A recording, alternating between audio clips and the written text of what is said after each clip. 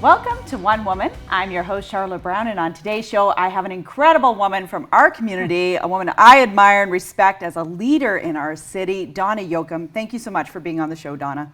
Thank you, Sharla. I'm happy to be here. Yes, I know you're a humble lady. I know this is outside of your comfort zone. She's like, who's going to want to watch this? I guarantee you there's so many women who want to hear about your story. So I thought we'd start maybe as Donna as a little girl. Did you grow up here in Thunder Bay, or where are you from, and kind of what kind of little girl were you? So I was born and raised in Marathon. So I am the baby of 4. I have 3 older brothers. I was definitely a tomboy. I grew up in the arena, following all kinds of NHL teams, fell in love with the Toronto Maple Leafs. That was a big thing of my life, still is. Yeah. And my brothers were awesome with me. They treated me like a princess, and Marathon was an amazing place to grow up, and it still will always be home. Yeah, absolutely. And I know what that's like. I was a small town girl as well, grew up in Rainy River, so very much same kind of beginnings in terms of, growing up in a small town. And did you enjoy that, growing up in a smaller community and things like that, as opposed to, a big city girl? Did you guys come to Thunder Bay every once in a while, or? Yeah, Thunder Bay was always a treat to come. We used to come for the CLE, or many of us had braces, so we had to come to Thunder Bay every month for our braces, and we had an amazing time. My girlfriends, we would all kind of come together. One parent would take a group of us. The next month, another parent would take us. But Marathon was amazing. What was really nice is that we were all a group of friends. We hung out with everyone. High school was so much fun. We've got amazing memories. And what was really neat is that we've stayed friends with the majority of people that we went to school with. And that's, I don't know if that's like everywhere else, but it certainly is a bond that we have coming from a small community. And you probably get that coming from Rainy River. So yeah, absolutely. That's the thing, is that when you have a high school that for us was less than 200 kids, you knew not just your own grade, but most grades. They weren't very big grades. The school is small, so you got to know everybody because they also had a brother or sister in another grade or all that kind of stuff. So I totally get that. What was that like growing up the youngest with 3 older brothers? I have 1 older brother, and I know what that was like. So what was that like, being kind of the youngest girl in a family? You know what? It was a lot of fun. I don't think I knew I was a girl till I was 10 because I just followed whatever my brothers did. I was out in the street with them playing street hockey and just loving life with them. They were a lot of fun, and I have a big family, so there was 21 cousins. Wow. And so there was 7 boys, and then before I came along. So wow. And I'm the youngest of the 21 grandchildren as well. Oh my goodness. So, but it was fun. We were a close family. We all got together with cousins, and we still do, actually. Yes. And as a little girl, did you know what you wanted to be when you grew up? You said you grew up a tomboy. Were you more interested in boys' activities and things that the boys were doing? And oh, absolutely. I always said I wanted to be Bobby Orr. Oh, wow. No, I was a big hockey fan. Growing up, I always knew I wanted to do something. I believed in sports and athleticism. And you know what? I knew that I wanted to be an entrepreneur. I had friends that grew up in self-employed worlds, and I knew that was an aspiration of mine. So that's interesting that seed was kind of planted really early on in life as kind of entrepreneurship and enjoying that kind of stuff. Were you more of that kind of a girl in school? Did you draw more to like the math things? Were you a pretty social person in terms of, kind of your school and friends and things like that? Yeah, we were all pretty social, actually. There was a big group of us. In terms of knowing that I wanted to be an entrepreneur, I knew I had friends. Some of my friends' parents, they had small businesses in Marathon, and I liked the lifestyle that they had. I liked the fact that they were busy. They were always, doing things with their business. I was inspired by that. My parents, one worked at the mill, and my mom was a nurse. So they were more of the blue-collared workers, and so I got that aspect of knowing what that was all about. And then my friends' parents were running businesses, and I got to see what that was all about. And I knew that was the direction I wanted to go. Not exactly sure how that was going to happen, but I was definitely motivated and inspired when I seen what they could accomplish in their life and giving back. Absolutely. So is that the career path you took in terms of for your education? So once you finished high school and all that kind of stuff, did you take business, or what did that look like once you graduated high school? So when I graduated high school, I actually went to University of Manitoba, and I took phys ed, believing that I was going to go some sort of professional sport route, not as an athlete, but as a trainer of some sort or a business manager for some sort of a professional sport. So that got me into the business aspect of it. And from there, when I graduated with a phys ed degree, I went back to Marathon, and I had intentions of looking at some sort of fitness center or fitness planning. And I was introduced to financial planning with Investors Group. And at the same time, I had started to go back to school to do my accounting. And that's where, that was over 25 years ago that I was introduced to the world of financial planning. Right. And it was the best opportunity that could ever come for me. Right, yeah. And it's funny how kind of those things just fall into place in our lives. You know, when you follow what you love and what you enjoy doing, that these different opportunities and doors open and stuff for you. So when you first went back to Marathon, did you get into business for yourself? Were you working and starting your own kind of fitness business? Is that what you did? Or? No, I started looking into it, and I was supply teaching. But while that was happening, I was also working at the local newspaper and the local radio station, learning so much from both of these amazing people and the businesses that they ran. When I was doing the supply teaching, I realized that the teaching route was not where I wanted to be. So I started doing my accounting through Confederation College, and I realized that I liked the numbers. I always did well in math in school, math and sciences. So it seemed like a natural fit as I went that direction. And I met a lady that was involved in financial planning that I found incredibly inspiring.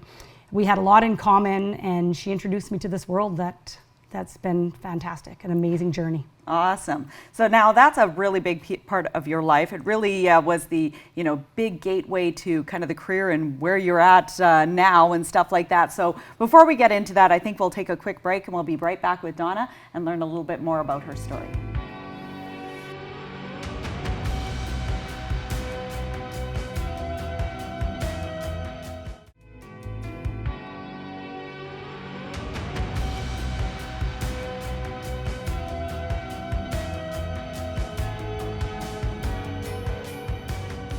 Welcome back to One Woman. I'm your host, Sharla Brown, and on today's show, I've had the wonderful Donna Yocom. We've learning all about her life.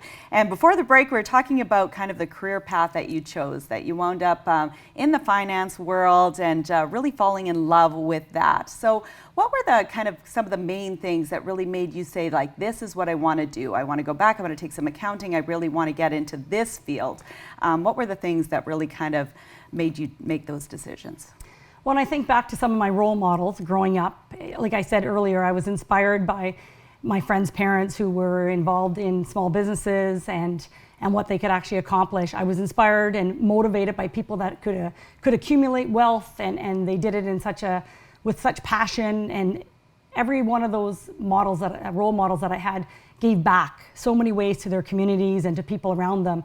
And I realized that financial fitness is incredibly important for people's lives, and I realized that I had a lot to give in that aspect. I was motivated by that myself, and the fact that I could help change people's lives and improve their financial world was exciting. It was motivating, and it started with myself, taking care of our own finances, and I realized that I have a lot to give, and I want to help others accomplish this success. Yeah, absolutely. And so you had moved back then from Winnipeg to Marathon to kind of start all that. Did you find it hard going from, like, Winnipeg's a fairly big city, to go back into the small town, or did you feel like, hey, I'm a small town girl at heart, this is where I feel most at home, all that kind of stuff?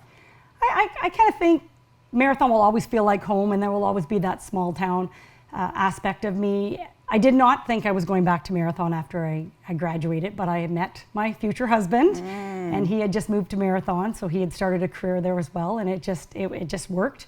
My mom and dad were still there, and I had a brother there as well.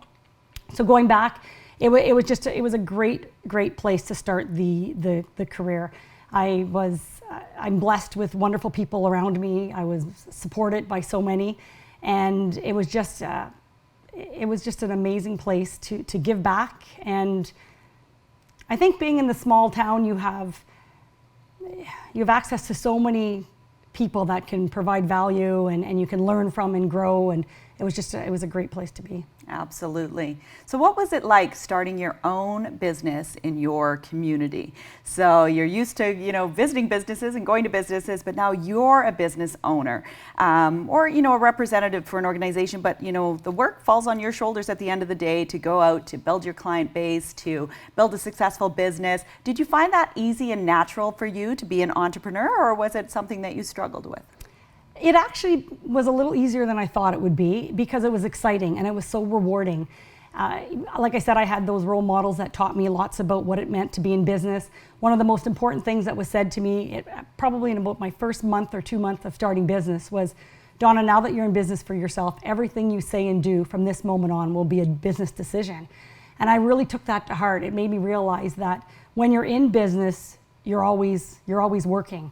And there's a time and a place to let loose and just kind of be yourself. And there's a time and a place to be professional and ensure that you're providing value to everybody that you meet. So, can you repeat that again? Well, just in terms of, was it an easy transition for you to start your own business? Was it some skills that you naturally had, or did you find you really had to work hard at it to kind of learn how to start and run a business? Yeah, I mean, there was lots that we had to learn from. I started in my basement. Actually, that was where my office was, and within about a year, I moved into a local strip mall. That was a huge learning curve. Yeah. I had to learn all about like running, setting up the office, getting signage, everything from hydro to telephone to getting a fax machine at the time. So I think that I benefited from that as opposed to starting in an office that's already made for you. I had to do it from scratch. And negotiating the lease and dealing with landlords, it was an amazing experience, but it also helped in what I could give back to my clients because I had actually gone through starting from square one. Right. and bringing it forward. So it did give me the experience from a personal level to then share it with clients that were going through that same journey. Absolutely. And building that client base, was that something that was easy for you to do because everybody knew you were from Marathon, all that stuff? Or was it something that was a real challenge for you? Were you focused on Marathon, or were you looking outside of the city? What kind of... I focused on Marathon at first because that's where I felt most comfortable with. I was not afraid to pick up the phone and talk to people. And it was a challenge because you're a small town girl coming back to Marathon. But I felt comfortable with the company that I chose to build my career with. So I knew I had a huge mothership behind me, supporting me and providing me with all the resources, the training. I had an amazing division director that lived in Manitouwadge, actually, that trained me from start for the first 2 to 3 years.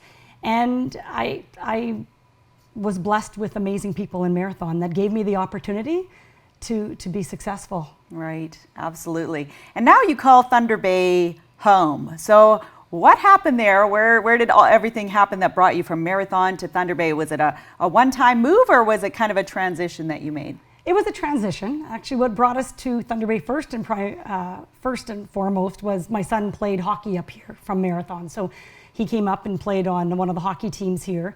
And for the first couple years, we didn't want to billet him out. We only had one son, so we wanted to do the best we could with him. So we had a basement apartment. And I came a week, my husband came a week, and my parents came a week for 2 years. Wow. And during that time, we fell in love with Thunder Bay. We absolutely loved being here. And around the same time, things were happening with the mill and Marathon. My husband got a new position here in Thunder Bay, so we bought a house. Jeremy and Dawn that's my husband and my son, they made Thunder Bay home. And I continued living a dual life for about 7 years. Wow. I did 2 weeks Thunder Bay, 1 week Marathon, traveling those highways. And January of 2014 was when I changed my address on my license. Wow. And made Thunder Bay home. Wow, but that must have been quite a challenge for that long to live between two communities. It's not a short drive, and like you said, like winter months can be a really dangerous drive. So was it worth all the sacrifices to be able to do both, like to be able to maintain things, and do you still do that, or do you have somebody who's now taken things over for you in Marathon, I guess? Yeah, no, I do have somebody that's taken over in Marathon. She's a lovely lady, and they've got a team of them working in the office that I started back in 1996. Right. So that's wonderful. I'm so pleased that was able to carry on. I think it was a great experience because I got the best of both worlds. I still got the small town love, and I got to move to the city that had a major airport, and we grew our friendships and our relationships here, and we've been able to maintain all of our relationships in Marathon as well. So it was a great experience, and I wouldn't trade it for a minute. Right, awesome. And your role has changed since you've joined the Thunder Bay office. Did you start still as an advisor? And let's talk about kind of the role that you do now. Okay, so yeah, I did. I started as an advisor. 10 years in, I was an advisor and a division director, so I was managing my own client base as well as mentoring other consultants. And then in about almost 5 years ago now, I became the regional director. The regional director previously here, Herb Lamba, had moved on to Winnipeg. He's one of the senior vice presidents for the company, and I took over his position. And it's been absolutely fantastic. It did mean a change in my personal role, though. My client base, I had to transition my clients to other consultants, which was very challenging. It was tough. You know, I'd been a consultant for 18 years, and having to transition my clients to other consultants was, it was tough. It was really, really tough. You build that personal relationship, and there's nothing more personal to people than, I think, their finances. You know, it's their family, and of course their finances go right along with that, right? So you become kind of a big part of those people's lives and their families. Yeah, it was tough. You know, when I started off, my friends became my clients, and then my clients became my friends. So it was absolutely tough to introduce them to someone else, but they're in great hands, and I'm still involved because I'm working with those consultants now, and it's exciting. Yeah, absolutely. Well, I want to talk a little bit more about your leadership role with Investors Group. So we're going to be right back with Donna and chat more about her life.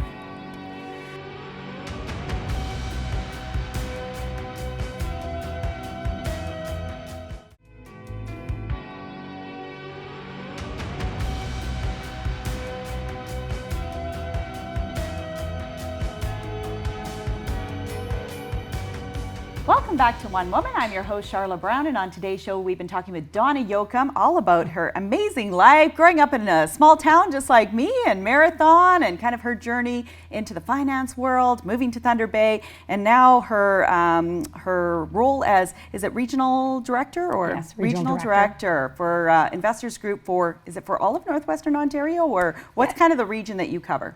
Up to about Dryden, Fort Francis, and through Thunder Bay down to Nipigon, Terrace Bay, Scriber, Marathon, and up to Hearst, Kapuskasing. Oh, wow. So it's a pretty large geographic area. No kidding. So how many people are you overseeing?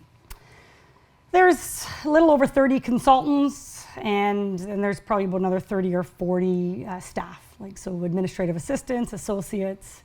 Yeah. So it's a large team. So you've really started from the ground up, from absolute scratch to a major leadership role, leading an organization here that takes care of the finance for so many people in this region.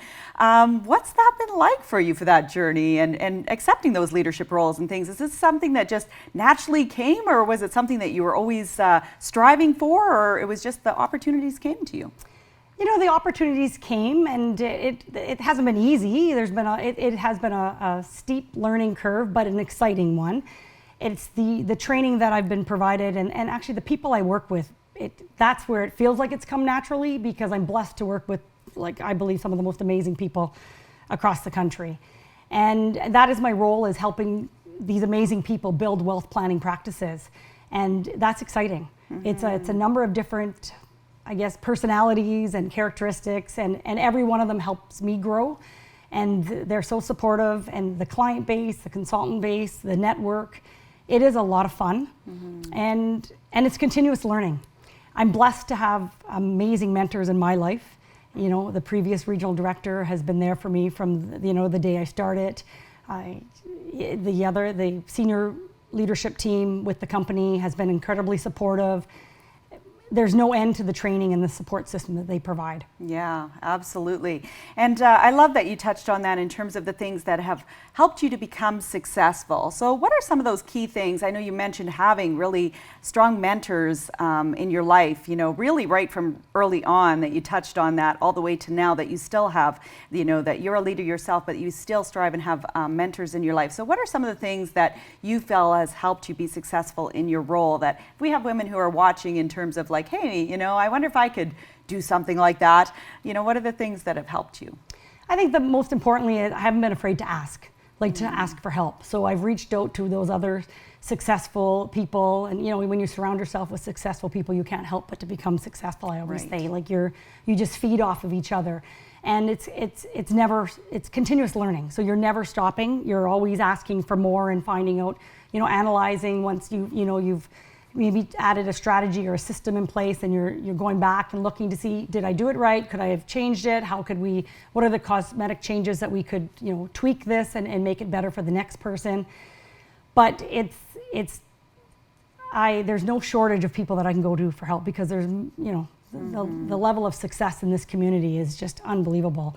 And it's just building that network and looking to see how other people have done it, and you don't need to reinvent the wheel. Yes. There are amazing, successful people, such as yourself, Sharla. When we go to some of your events, I'm like, my gosh, how does she do all that? But that's inspiring, and it makes me realize that we can do what we want. We just got to dig a little deep, have the passion, the persistence, and we have to get up when we fall. Yeah. And let's talk about that when we do fall, because that's the thing is lots of times people will look out in somebody's life who's successful, or they are really in a leadership role or whatever it is, and not realize that there was challenges that person has overcame. So let's talk about that as, when challenges happen, or the times that we do fall in our careers or in our lives, or things that happen, what are the things that help you overcome that? I think it's just reflecting back on what happened and then looking forward. So it's definitely reaching out to others that have had similar experiences. How did they overcome this? It could be some more training that you're going through. It's definitely working with your mentors. But I also realize that if you don't fall, you're not learning. I'll actually talk about this. I have a comment on my computer that, you never grow unless you step outside your comfort zone. And pulling up to this driveway today, I was like, oh, this is so outside of my comfort zone. But it's a learning experience, and we take it and we run with it. But we don't grow unless we fall. And I think that's one of the messages that I was told is, don't worry, get back up. You're not perfect, and you'll learn from it. Absolutely. Yeah. And so much growth in those learning opportunities, and stuff like that. That's how we definitely learn and grow. I see you as such a community involved person, Donna, not just with Investors Group, but yourself. Is that important for you to be able to give back, to your community, the things that you did in Marathon and your time here in Thunder Bay as well? Is that something that's always important to you? Yeah, absolutely. And when I think back to where that really resonated was when I lived in Marathon. I was inspired by a lady who is very charitable, and she got me involved at the beginning. I was on the hospital board in Marathon, and it was absolutely, the learning was amazing. I never thought I would, start learning about the medical field and what it meant to healthcare in a community. From there, coming here to Thunder Bay, I've gotten involved in the Hearts at Home campaign, bringing cardiovascular surgery here to Thunder Bay, and that's been amazing. And I think of what I've learned when I was on the hospital board in Marathon. I've been able to take that skill set and bring it here and really learn about promoting healthcare here in our community and what it means for every person living in Northwestern Ontario. I think giving back is just part of what everybody needs to do as a community person. It doesn't matter what my position is. It's about, making a better place for everybody that lives here. And there are amazing charities out there and organizations, whether it's from, it's healthcare or being a child advocate or children's groups, mental health. There are so many ways that we can give back, and I strongly encourage everyone to, carve out time in their schedule to see what they're passionate about, because there's so much needed here, and there's so much people that have so many great things to give. Absolutely. And how we can use our gifts and skills to be able to help other people as well. Absolutely. I love that. And I know we talked a lot about your professional side of things today, but let's talk a little bit about, what motherhood has been for you. You said you have a son who's 25. Let's talk a little bit about that.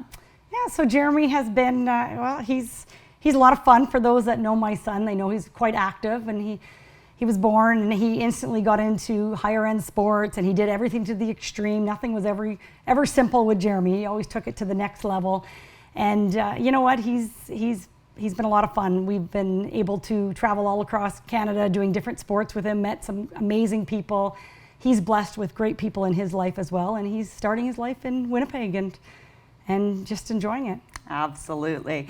And to leave on a really kind of maybe fun note is, as a woman who's as busy as you are, juggling such a big organization, and so many people who look to you for advice, for information, to keep things running, to keep the ball going. I'm sure there's a lot of stress in your life, but how do you balance that? And how do you, have a work-life balance and have some fun as well?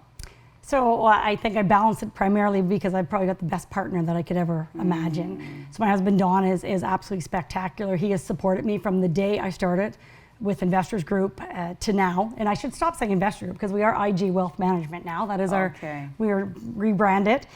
And so he supported me from the day I started. And so he's my balance. He's my rock when I get home.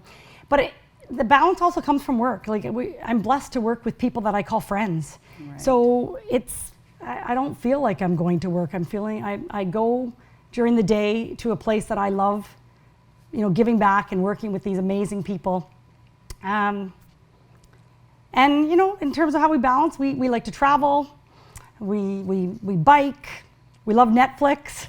Absolutely. Absolutely. Yeah, I feel like I have an incredibly well-balanced life. And the stress everybody has stress. Absolutely. It's just, you know what, I think life is different than it was even 10 or 15 years ago.